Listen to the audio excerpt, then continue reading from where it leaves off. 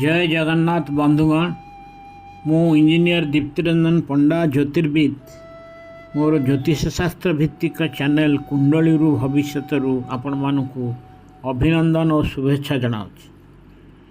विगत 7 गोटी अध्याय आमे माने विभिन्न लग्न कुंडली रे ग्रह मानकर उपस्थिति थिले कौन फलाफल दियंती से विषय आलोचना करुथिले। सेही क्रम रे आज आमे बिछा लग्न कुंडली रे विषय रे आलोचना करिवा। बिछा लग्न कुंडली रे रवि बिछा लग्न रे 10म गृहर अधिपति और लग्नेश मंगलंकर अति मित्र हेतु अति जोगकारक ग्रह भाव गणा।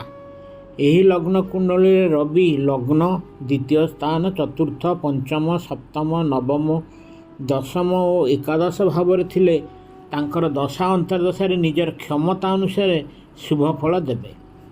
एही लग्न कुंडली रवि तृतीय षष्ठ अष्टम और द्वादश भाव थिले निजर क्षमता अनुसार दशा और अंतर्दशा रे अशुभ फल देवे। एही भाव रे तांकर अशुभत्व केवल दान और पूजापाठ द्वारा कमा जाई पारिबो। सूर्य यदि दुर्बल बा डिग्री बल कम थिले तांकर रत्न माणिक धारण करी क्षमता बढ़ा जाई पारिबो। चंद्र एही लग्न कुंडली रे भाग्येश बा नवम भावर स्वामी और लग्नेश मंगलंकर मित्र हेतु जोगकारक ग्रह अटंती। चंद्र यदि द्वितीय चतुर्थ पंचम सप्तम नवम 10म और एकादश भाव थिले तांकर दशा और अंतर्दशा रे निजर क्षमता अनुसार शुभ फल देवे। चंद्र यदि लग्न रे नीच तृतीय षष्ठ अष्टम एवं द्वादश भाव थांती तेबे निजर क्षमता अनुसार निजर दशा अंतर्दशा रे अशुभ फल देवे। तांकर अशुभत्व केवल दान पूजापाठ करी ए परिस्थिति रे कमा जाई पारिबो। चंद्र यदि कोनोसी भाग रे दुर्बल डिग्री बल कम बा अस्त अवस्था रे थांती तेबे तांकर रत्न मोती धारण करी तांकर शक्ति वृद्धि करा जाई पारिबो। मंगल बिछा लग्न कुंडली रे लग्नेश प्रथम भावर स्वामी और रोगेश षष्ठ भावर स्वामी अटंती। से लग्नेश थिबारु एही लग्न रे जोगकारक ग्रह अटंती। मंगल तृतीय षष्ठ अष्टम नवम रे नीचस्थ तथा द्वादश भाव थिले तांकर दशा और अंतर्दशा रे निजर बल अनुसार अशुभ फल देवे। तांकर एही अशुभता केवल दान बा पूजापाठ द्वारा कमा जाई पारे। लग्न द्वितीय चतुर्थ पंचम सप्तम 10म और एकादश भाव रे मंगल थिले तांकर दशा और अंतर्दशा रे निजर क्षमता अनुसार शुभ फल देवे। एही लग्न रे यदि मंगल कोनोसी भाव रे अस्त अवस्था रे थांती तेबे तांकर रत्न मुंगा धारण करी तांकर बल वृद्धि करा जाई पारिबो। बुध लग्नेश मंगलंकर शत्रु तथा अष्टम और एकादश भावर अधिपति हेतु बुध बिछा लग्न कुंडली रे मारक ग्रह भावे साब्यस्त होइछन्ति। से एही कुंडली रे कोनोसी भी भाव रे अशुभ फल देवे। तांकर अशुभता दान बा पूजापाठ करी कमा जाई पारे। एही लग्न कुंडली बुधंकर रत्न पन्ना कोनोसी परिस्थिति रे धारण अनुचित। यदि बुध षष्ठ अष्टम बा द्वादश गृह रे विपरीत राजयोग अवस्था सृष्टि करती तेबे शुभ फल देवे। किंतु सेथिपई लग्नेश मंगल शुभ और बली हेबा अनिवार्य। गुरु एही लग्न कुंडली रे बृहस्पति द्वितीय और पंचम भावर स्वामी कुंडली रो इष्टदेव और लग्नेश मंगलंकर मित्र हेतु अति जोगकारक ग्रह अटंती। यदि गुरु लग्न द्वितीय चतुर्थ पंचम सप्तम नवम 10म तथा एकादश भाव थांती तेबे तांकर क्षमता अनुसार निजर दशा और अंतर्दशा रे शुभ फल देवे। यदि गुरु तृतीय हेले नीचस्थ षष्ठ अष्टम तथा द्वादश भाव थिबे तेबे निजर दशा और अंतर्दशा रे से अशुभ फल देवे। तांकर एही भावर अशुभता दान बा पूजापाठ द्वारा कमा जाई पारिबो।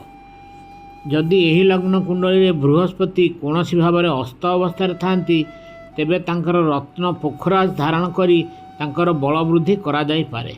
शुक्र एही लग्न कुंडली रे शुक्र लग्नेश मंगलंकर विरोधी सह सप्तम और द्वादश भावर मालिक हेतु मारक ग्रह भाव रे गणा। जेकोसी भाव रे शुक्र तांकर दशा और अंतर्दशा रे सदा अशुभ फल देवे। केवल दान बा पूजापाठ द्वारा तांकर अशुभत्व कमा जाई पारिबो।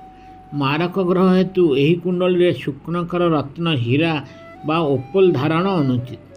ଯଦି ଶୁକ୍ର ଷଷ୍ଠ ଅଷ୍ଟମ ଓ ଦ୍ୱାଦଶ ଭାବରେ ଥାଇ ଲଗ୍ନେଶ ବଳି ଓ ଶୁଭ ଥିବେ ଏବଂ ବିପରୀତ ରାଜଯୋଗ ସୃଷ୍ଟି କରୁଥିବେ ତେବେ ସେହି ଭାବରେ ସେ ଶୁଭ ଫଳ ଦେବେ। ଶନି, ଏହି ଲଗ୍ନ କୁଣ୍ଡଳୀରେ ଶନି ତୃତୀୟ ଓ ଚତୁର୍ଥ ଗୃହର ମାଲିକ ଓ ଲଗ୍ନେଶ ମଙ୍ଗଳଙ୍କର ବିରୋଧୀ ହେତୁ ସମଗ୍ରହ ଭାବେ ଗଣା ଓ ନିଜର ସ୍ଥିତି ଅନୁସାରେ ଭଲ ବା ମନ୍ଦ ଫଳ ଦେବେ।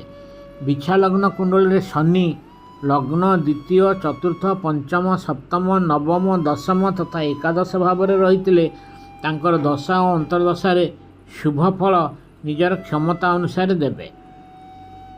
ଶନି ଯଦି ତୃତୀୟ ଷଷ୍ଠ ଅଷ୍ଟମ ଏବଂ ଦ୍ୱାଦଶ ଭାବରେ ଥିବେ ତେବେ ନିଜର ଦଶା ଓ ଅନ୍ତର୍ଦଶାରେ ନିଜର କ୍ଷମତା ଅନୁସାରେ ଅଶୁଭ ଫଳ ଦେବେ। ଦାନ ବା ପୂଜାପାଠ ଦ୍ୱାରା ତାଙ୍କର ଅଶୁଭତ୍ୱ କମାଯାଇପାରିବ।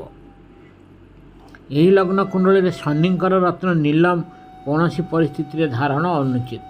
ରାହୁ, ରାହୁଙ୍କର ନିଜସ୍ୱ ରାଶି ନଥିବାରୁ ସେ ନିଜର ମିତ୍ର ଗୃହରେ ଭଲ ଫଳ ଓ ଶତ୍ରୁ ଗୃହରେ ଖରାପ ଫଳ ନିଜର କ୍ଷମତା ଅନୁସାରେ ଦେବେ। ଏହି ଲଗ୍ନ କୁଣ୍ଡଳୀରେ ରାହୁ ଚତୁର୍ଥ ସପ୍ତମ ଏବଂ ଏକାଦଶ ଭାବରେ ନିଜର ଦଶା ଅନ୍ତର୍ଦଶାରେ ନିଜର କ୍ଷମତା ଅନୁସାରେ ଶୁଭ ଫଳ ଦେବେ। ଲଗ୍ନରେ ନିଚସ୍ଥ, ଦ୍ୱିତୀୟରେ ନିଚସ୍ଥ, ତୃତୀୟ ପଞ୍ଚମ ଷଷ୍ଠ ଅଷ୍ଟମ ନବମ ଦଶମ ଏବଂ ଦ୍ୱାଦଶ ଭାବରେ ରାହୁ ନିଜର ଦଶା ଅନ୍ତର୍ଦଶାରେ ଅଶୁଭ ଫଳ ଦେବେ। ତାଙ୍କର ଅଶୁଭତା କେବଳ ଦାନ ବା ପୂଜାପାଠ କରି କମାଯାଇପାରିବ। ରାହୁଙ୍କର ରତ୍ନ ଗୋମେଧ କୌଣସି ବି କୁଣ୍ଡଳୀରେ ପିନ୍ଧିବା ମନା। କେତୁ, କେତୁଙ୍କର ମଧ୍ୟ ରାହୁଙ୍କ ପରି ନିଜ ରାଶି ନଥିବାରୁ ସେ ମିତ୍ର ଗୃହରେ ଭଲ ଓ ଶତ୍ରୁ ଗୃହରେ ଖରାପ ଫଳ ଦେବେ। ତାଙ୍କର ଅଶୁଭତ୍ୱ କେବଳ ଦାନ ବା ପୂଜାପାଠ କରି କମାଯାଇପାରିବ। ତାଙ୍କର ରତ୍ନ ଲହଶୂନ୍ୟା ଧାରଣ ମନା।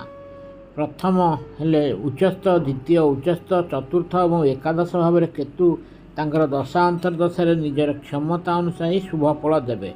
ତୃତୀୟ ପଞ୍ଚମ ଷଷ୍ଠ ସପ୍ତମରେ ନିଚସ୍ଥ, ଅଷ୍ଟମ ନବମ ଦଶମ ଏବଂ ଦ୍ୱାଦଶ ଭାବରେ କେତୁ ନିଜର ଦଶା ଅନ୍ତର୍ଦଶାରେ ନିଜର କ୍ଷମତା ଅନୁସାରେ ଖରାପ ଫଳ ଦେବେ ଅର୍ଥାତ୍ କଷ୍ଟ ଦେବେ। ଆଜି ପାଇଁ ଏତିକି। ପରବର୍ତ୍ତୀ ଅଧ୍ୟାୟରେ ଆମେ ଧନୁଲଗ୍ନ କୁଣ୍ଡଳୀ ବିଷୟରେ ଆଲୋଚନା କରିବା। ଯଦି ଆପଣଙ୍କୁ ମୋର ଏଇ ଏପିସୋଡ଼ଟି ଭଲ ଲାଗିଛି ତେବେ ଏହାକୁ ସବସ୍କ୍ରାଇବ୍ ନ କରିଥିଲେ ସବସ୍କ୍ରାଇବ୍ କରିବାକୁ ଅନୁରୋଧ ଏବଂ ଲାଇକ୍ ଏବଂ ବହୁ ମାତ୍ରାରେ ସେୟାର କରିବା।